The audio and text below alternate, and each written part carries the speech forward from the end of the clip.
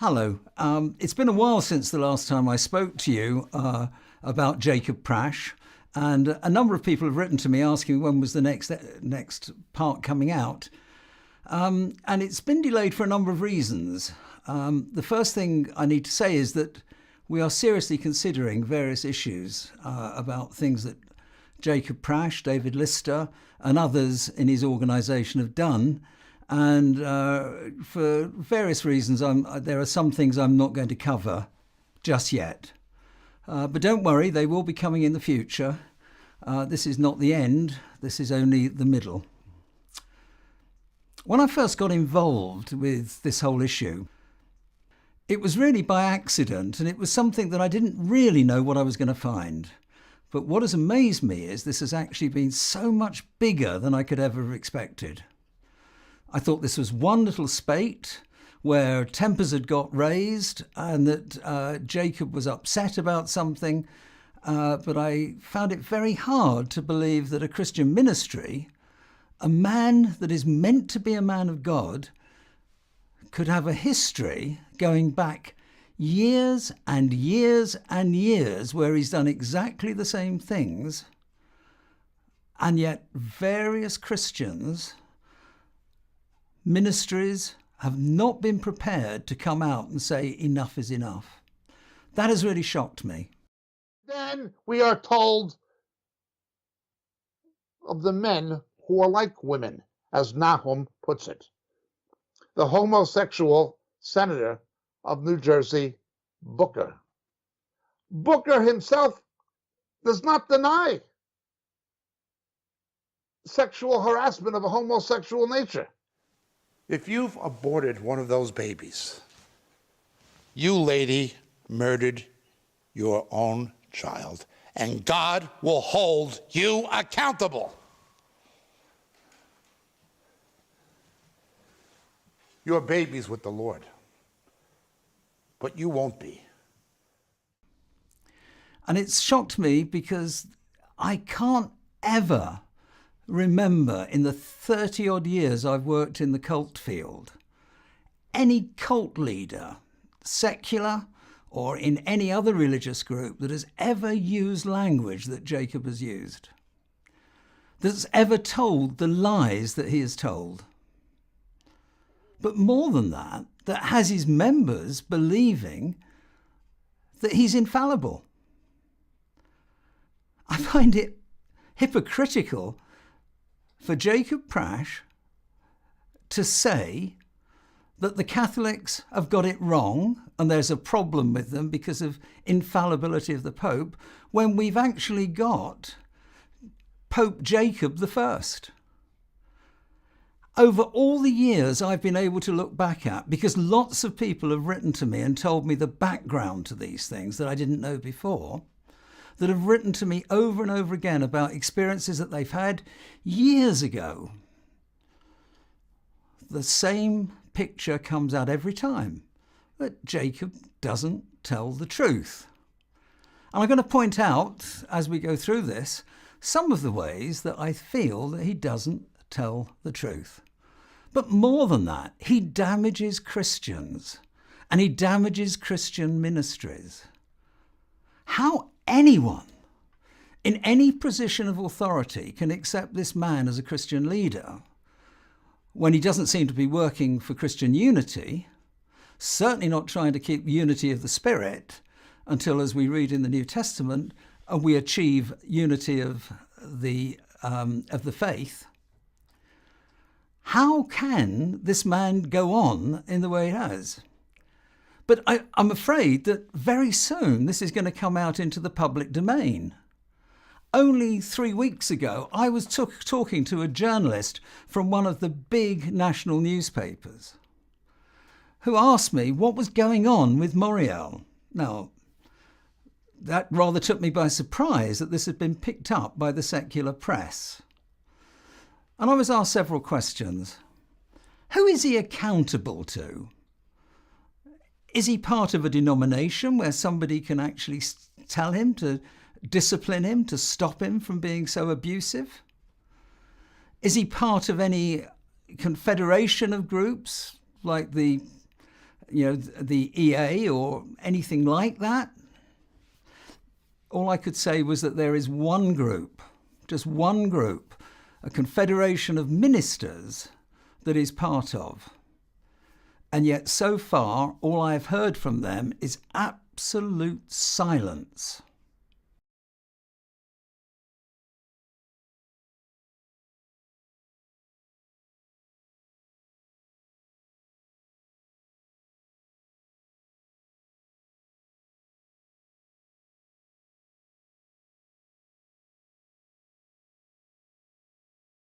Pastor Bill Randalls did actually make a comment online about how he disapproved of what was being said, and in fact in support of Deborah and Stuart Menelaws. Why did he take that down? Why did he remove it from his site? What did Jacob say about it? They're so pleased that that he's no longer attacking Jacob. I spoke to Bill Randalls. I sent him emails, and he said, "Please don't get me wrong. I still don't think that what Jacob's been doing is right, but he is an old friend, and I should have thought much more carefully before going public with it." Bill, this has been going on for years. Why aren't you now ready to call a spade a spade? Anyway, let's get on to what I want to talk about. One of the things that interested me was I got a lot of emails, as I said, many of them complaining about Prasch and things that they'd done to them. But there were other emails that I got that just totally bemused me, and it made me understand a little bit about the mentality of Prasch and some of his followers.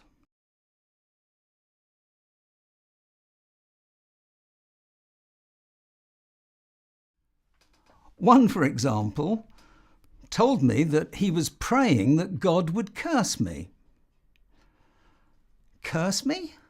This is a Christian saying to another Christian that he's praying that God would curse him. We are told in the New Testament that we're to love our enemies, to pray for our enemies.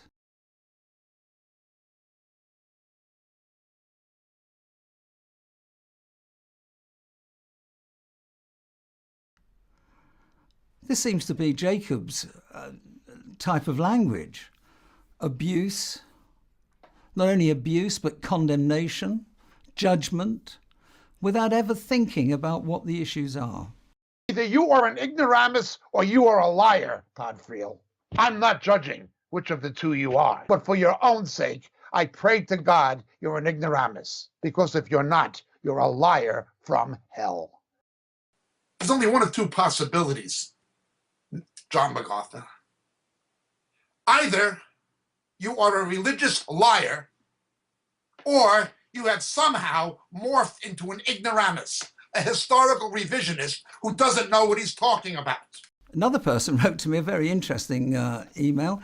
He wrote to me saying that he had done some research and had irrefutable proof that I had been working with a particular person. And that was very interesting because I didn't even know the person's name. I'd never met them. I'd never spoken to them. But he had proof that I was actually working with them to damage Jacob Prasch. That is amazing. How could somebody say that? Either he was lying or he was trying to track me into saying something. I don't know. A third person wrote to me telling me about all his wonderful degrees as a scientist, and then told me that basically that I was an evil person. And I actually wonder, as a scientist, I would have thought he would have asked to see the evidence. That's what scientists do, don't they? So for that person, whoever gave you your degrees and wherever you got your great scientific qualifications, I'm rather worried that they didn't teach you to check out evidence. And that was an amazing thing. So many of the people that wrote in support of Prasch Well, none of them, as far as I can remember, asked to see any of the evidence. I was willing to go on film and say that Jacob Prasch was a hypocrite, and I offered everybody the chance to get evidence from me. In fact, later on I was informed that Stuart Menelaus had invited anyone to come and look at his accounts. But you people that have accepted that that dear brother and sister who are working hard for the kingdom of God, that you accuse of being a hypocrite, a whore for Jesus, and all those other terrible things that were said.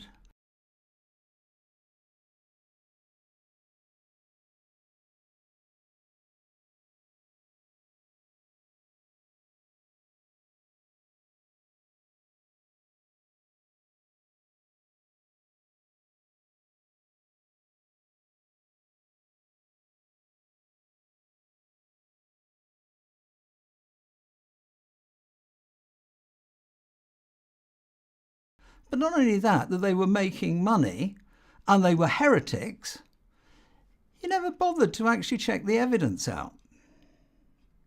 That I find totally amazing. And I think that in the days when we are told there are going to be more and more false teachers coming up, we had better start checking out things rather than just accepting what people like Jacob Prasch says.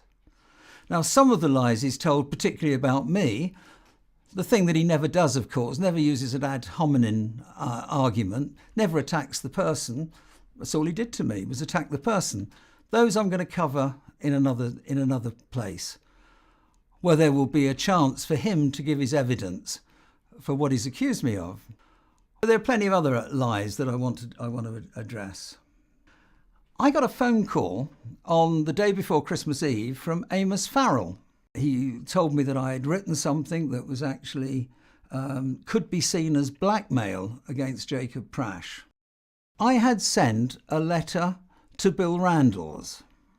Bill Randalls had asked me if it would be okay for him to forward the content to Jacob Prasch. And I said yes. I have no problem with Jacob Prasch seeing what I've written. So it raises a question. How does a private email get into the hands of someone called Amos Farrell? I wrote to Bill Randalls and I said to him, Bill, have I in any way tried to blackmail you or Jacob Prasch? And he wrote back and said, no, you haven't. Just after that, David Lister sent me an email. And the email was a copy of a letter that he was sending out as a Christmas greetings to all the supporters of Moriel. And it was fascinating for a couple of things. And I'm going to raise those in a minute when we come to some of the lies. One of the things that he stated very, very clearly was that Moriel UK has nothing to do with Moriel US. Did you know that? That the two organisations are extremely separate. So just bear that in mind because I'm going to come back to that in a minute. I wrote a reply to David Lister concerning his email, pointing out that what he had written was actually defamatory and that he had done something that was really very, very silly. The next morning, I got a call from Jacob Prasch.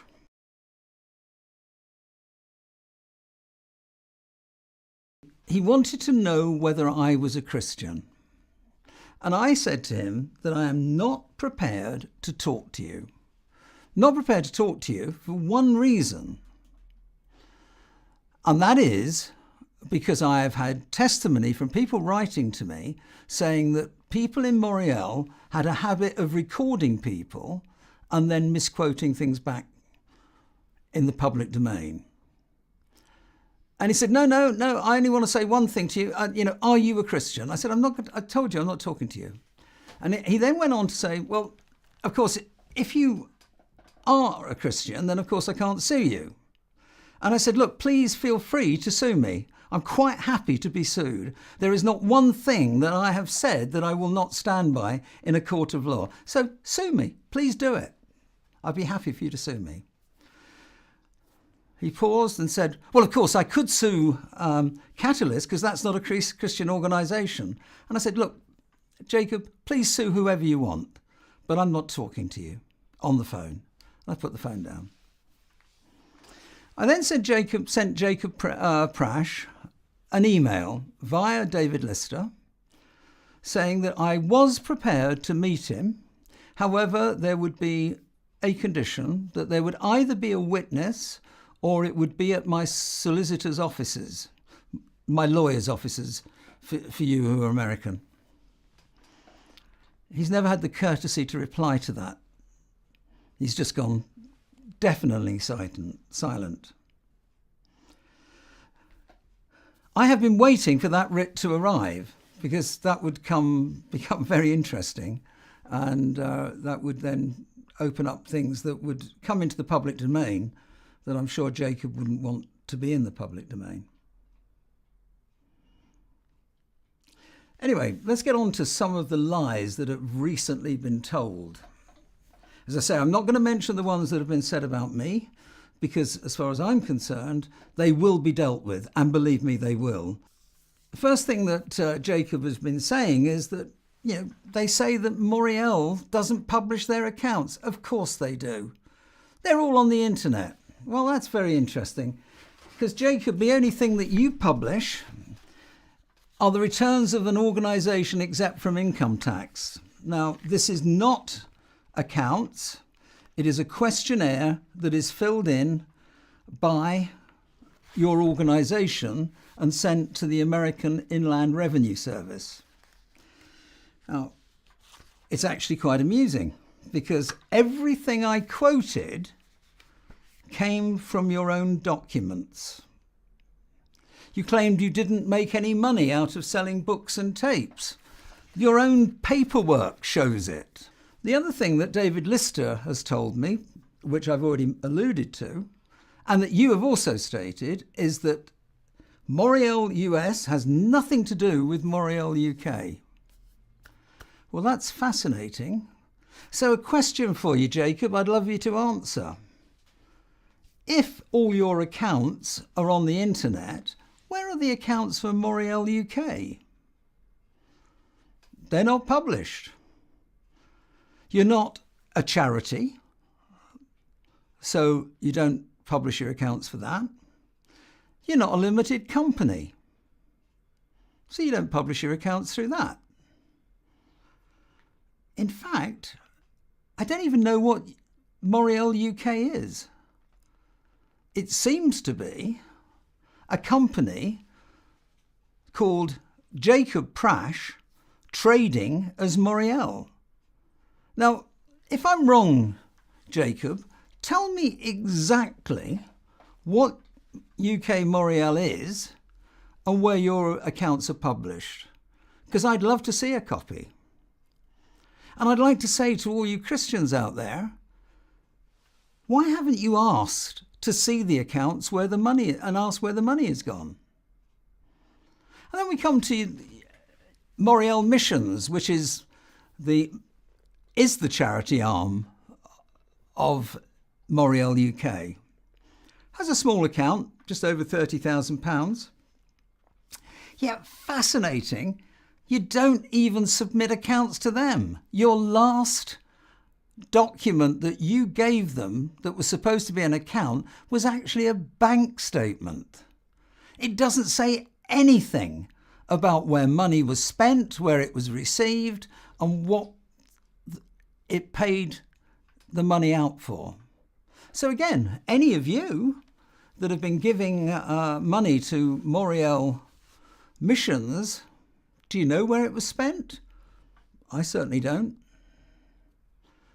Now, you can point to this, which does have some comments about its missionary work, although it's so vague, you actually wonder what it's about. And you can get a copy of this, and I'll tell you how later. So here we have an organisation that says that they publish their accounts on the internet. where are the accounts? Where are the accounts for Moriel USA? Because these aren't accounts. They don't give any detail. They talk about expenses of, total expenses of $500,000. Now, some of that is, you can actually work out roughly where it comes from, of being grants. That's 126,000. But where does the rest go? I don't take a salary from Moriel. I don't take royalties from my tapes or books or anything like that. I don't say salary from the ministry or royalties for materials and things. Some money comes to my own personal stuff. This is for Jacob, a love offering for Jacob. It's probably, last year was about 90,000 US dollars.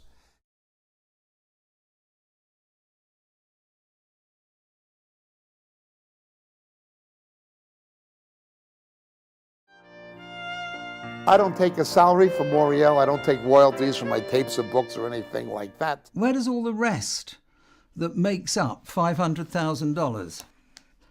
Talks about income, what you and David Lister get. Over £70,000 sterling each, $90,000 each.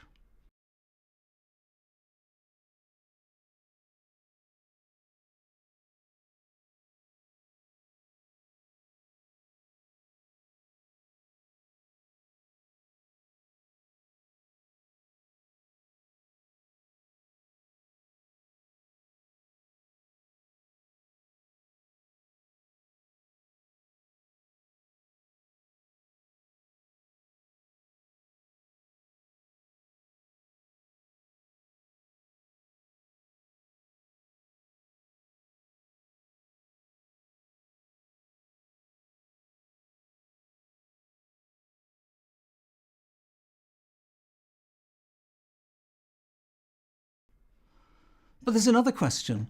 All the money that was donated by all the churches in the UK and individuals in the UK that sent or came to your conferences and heard you speak and gave money to it, what happened to that? Where's that gone?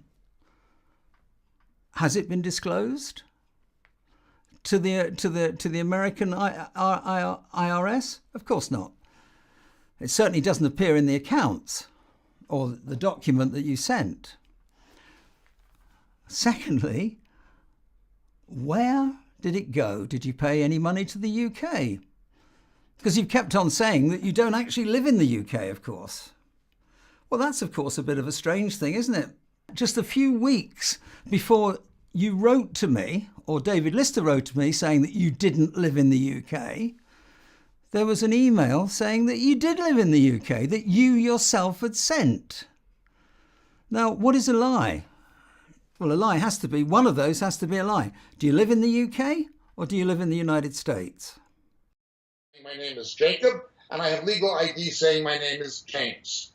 To apply for an American passport as an expatriate and to have obtained British residency and right of abode in Great Britain, I have to show all names that I use legally, James Jacob.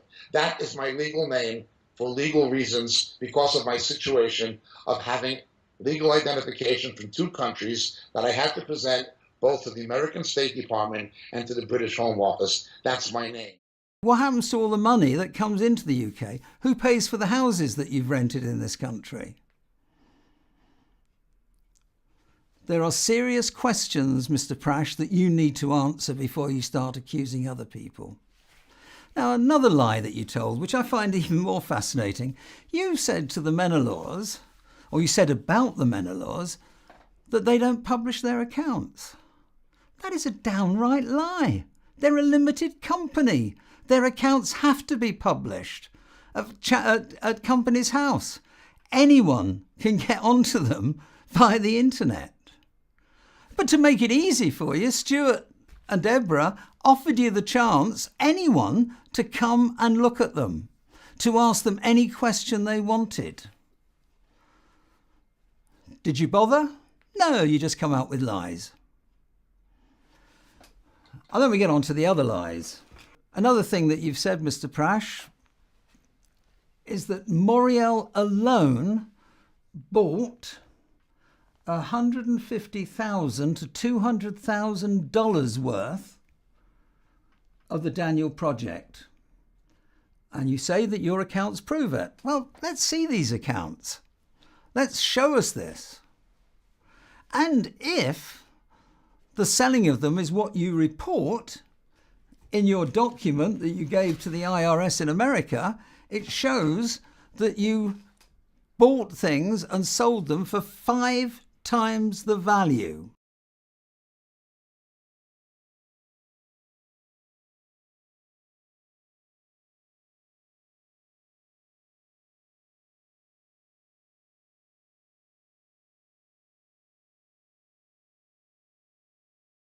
Quick maths on that. Well, you must have made an awful lot of money, about $1 million out of it. So who's the one that's whoring Jesus? Now, I'm using the logic that you kind of use. Of course, there's no proof of that, because I haven't seen any proof that you actually even bought that number. If the accounts, these documents, show that you buy things at 1/5 of what you sell them at, that would be the logic of it. Just same sort of logic you used about Catalyst, used about me.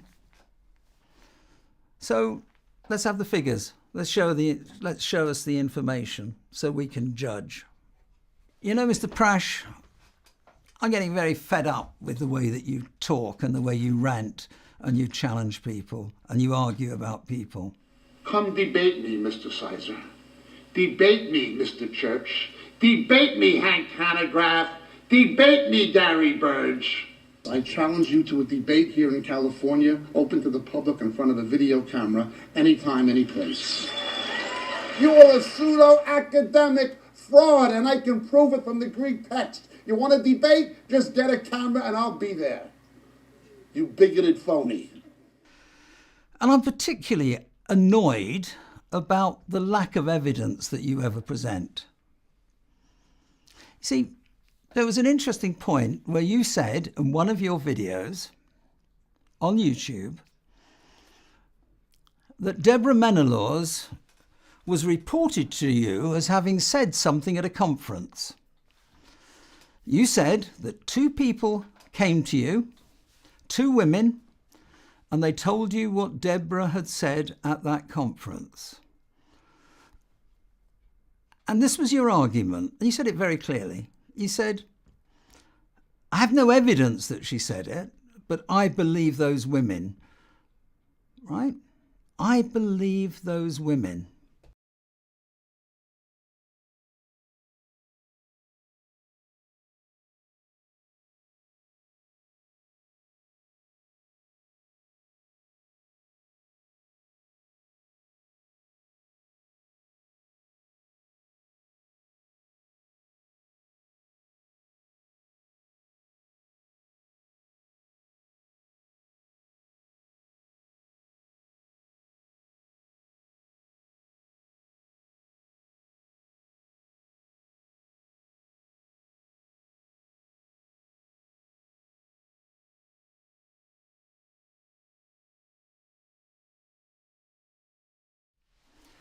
Well, do you know something, Mr. Prasch?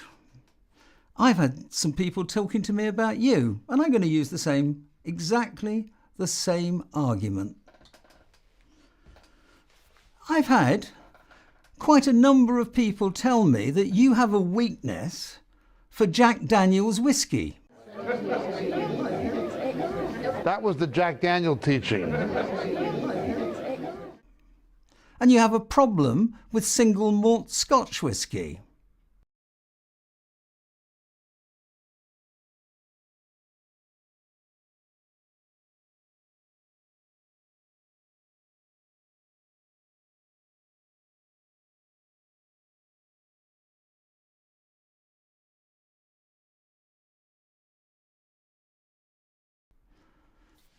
Now, I don't know whether, I've got no proof, I wasn't there when you drank it, but I've got people that say they were there when you did. So on your level of proof, it must be true. I can't believe these people would lie about you. A second thing that I've been told, exactly the same as you've talked about other people like Deborah and Stuart, you've said that people have told you you don't have the evidence. Well, people told me, women told me, got in contact and said that you have a habit of getting very close to people, certain women, and have made them feel very uncomfortable. No, I don't know that it's true. People have told me. Of course, it has to be true. They're good Christian women. Why would they lie about it? See, Mr. Prasch, I have come to the conclusion in looking at everything that I've looked at that you just lie over and over and over again. When I agreed to do the Daniel Project and the Daniel connection that was extrapolated from it using footage of me, that film documentary was essentially structured around my narration. Now, many of you will probably know us best as a film production company for this film called The Daniel Project, which is about Bible prophecy. Stuart, I think you're going to have a little surprise for the viewers, though. Well, we had to put together a trailer before the actual production was made so that you could be able to find a distributor at Cannes in France. And so here's a very early trailer that was put together back in 2004.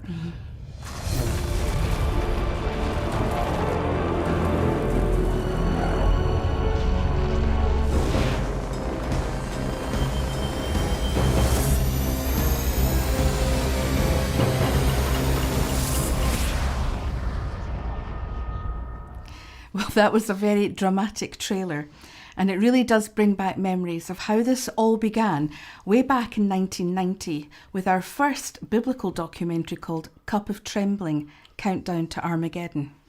And before we show you a clip, it was transferred eventually to DVD, although it's only in a standard definition format. But you might like to know that originally, here's the original video format.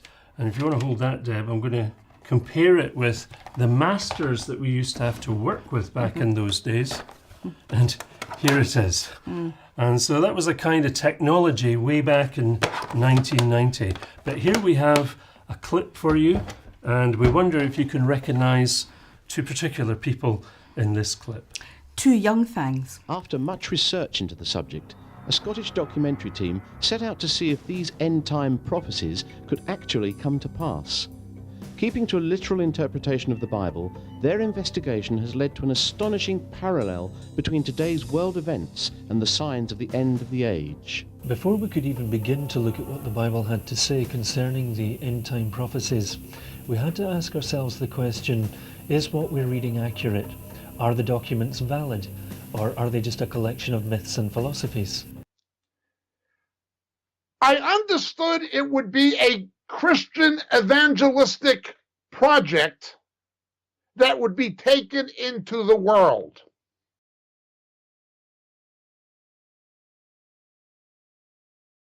I agreed to do it gratis, pro bono, no money.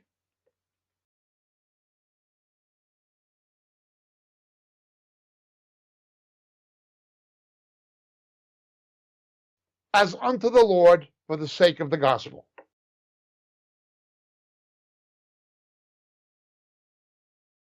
No problem signing an agreement to do that.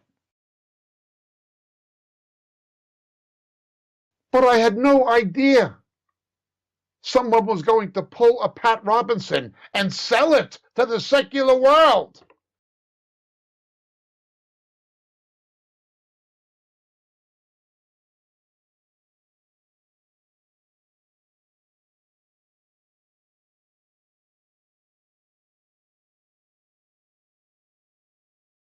To go to Hollywood or wherever they did, sell it.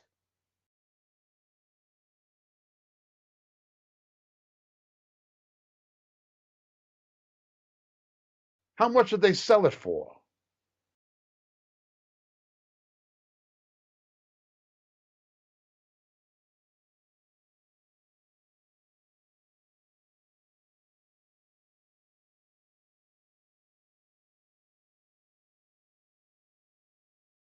I had no problem selling as many of the DVDs as I could. No problem. I wanted to do it for the sake of the gospel.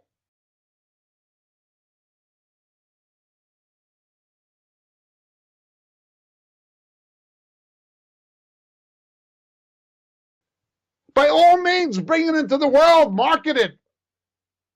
Distribution, circulation.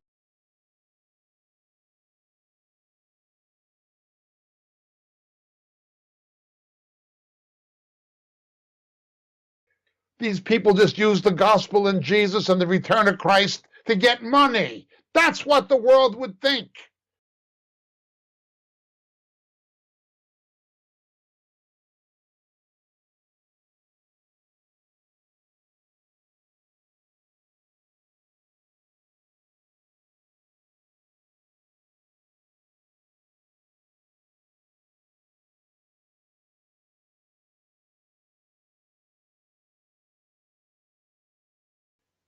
Whatever you paid, Mr. Hitchens, I want to be paid the same amount, only I don't want the money.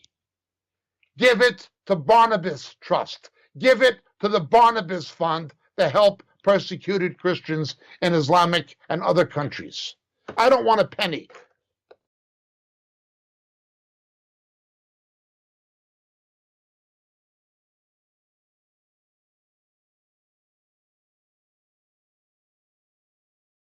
Another thing that you've said, Mr. Prasch, is that Moriel alone bought $150,000 to $200,000 worth of the Daniel Project.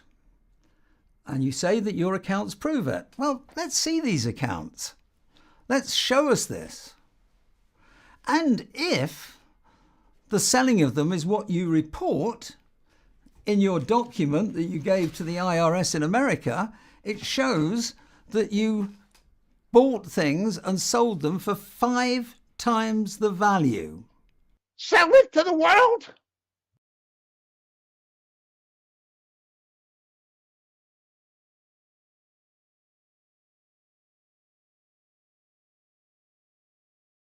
Now, another update on the feature film front, the Daniel Connection. And we've just been told by the distributor that viewers in all the major English-speaking countries, which includes the USA, Canada, UK, Australia, New Zealand and others, will be available to view in HD or perhaps even in 4K, which it was originally filmed in. Now, we're still awaiting the actual details, but the film will certainly join the many other films out there dealing with apocalyptic events, although the Daniel Connection clearly points to the Bible as the place to investigate regarding the big questions about life and death in this broken world in which we live. Mm-hmm. It's really exciting. Now, apparently, according to one aforementioned rather dubious source, the Chinese who acquired the rights to the film have stopped everyone in the rest of the world from being able to see it. It was sold to Hollywood. And then from Hollywood, it sold on to China. Now, I have no idea how they came to that. What do you reckon, Stu? Clearly, that's a simple lesson in regard to how unwise it is to listen to dubious sources. Anyway, we look forward to seeing how it will be received. Certainly, we've had many emails from Christians who've used the film in evangelistic outreach with some wonderful accounts of the positive impact that it's had in getting people to open up and discuss biblical matters and ultimately to discuss the question, is there a God? And how should one respond to what the Bible instructs? And I think, Stuart, we have that everlasting memory of the English premiere, the theatre, when a man actually gave his heart to the Lord that night. He was an atheist and he believed that God had spoken to him to come to the theatre and watch the film. And that was really, really humbling. And by the way, folks, we've never claimed it to be a great big A-list movie. But it's a good wee film for what it is, and it's had some very good reviews. Very timely just now, because it's actually things happening out there in the Middle East, things happening in the news. They're on the film. Yeah. So it's all to do with God's timing. So talking of which, so let's take a break from the updates and we'll see what's been happening on our Daniel Project Signs of the Times Facebook. I did that to see unsaved people get saved.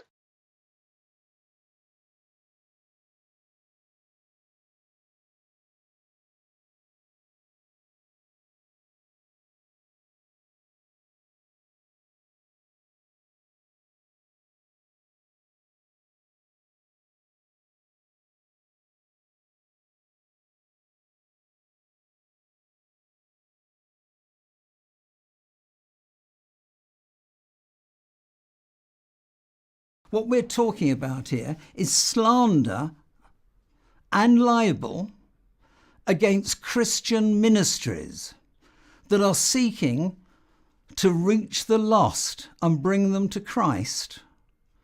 And you, Mr. Prasch, lie about them. And you never give your evidence. But if you think that if you keep on saying it long enough, everyone will believe you. And the amazing thing is, from some of the emails I received from some of your followers, they clearly do believe you. They clearly have never thought that you could possibly be wrong. Not Pope Jacob I, not the only infallible Christian there's ever been in the world.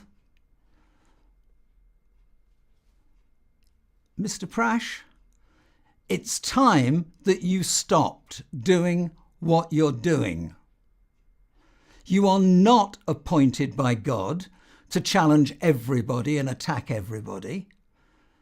You are going to be held accountable for all the damage you've done and for every ministry that is being blessed by the Holy Spirit that you attack and accuse to have the spirit of the Antichrist, the spirit of Jezebel or the spirit of Ahab or all the other spirits that you talk about.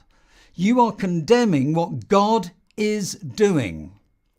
But more seriously, for you Christians out there, for all of you that are still supporting this man,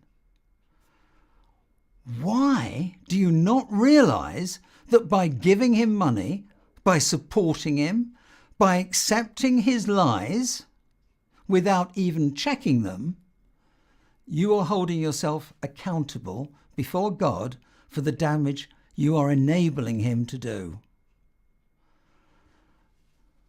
I really, really worry about you.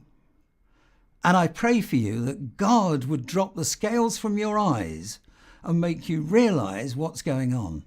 Touch not my anointed. I don't have anything in my brain. Because unless this stops, the damage to the body of Christ is enormous. When I have a leading journalist from one of the national newspapers start asking me questions about what's going on in the church, some of you are going to feel very, very embarrassed. But more than that, Christ is being damaged. The body of Christ is being damaged by what you're allowing. So I urge you to think very carefully about what you're doing. And if anyone wants to invite him to their church, I have to say, I do not understand that at all. Be aware that God will hold you accountable.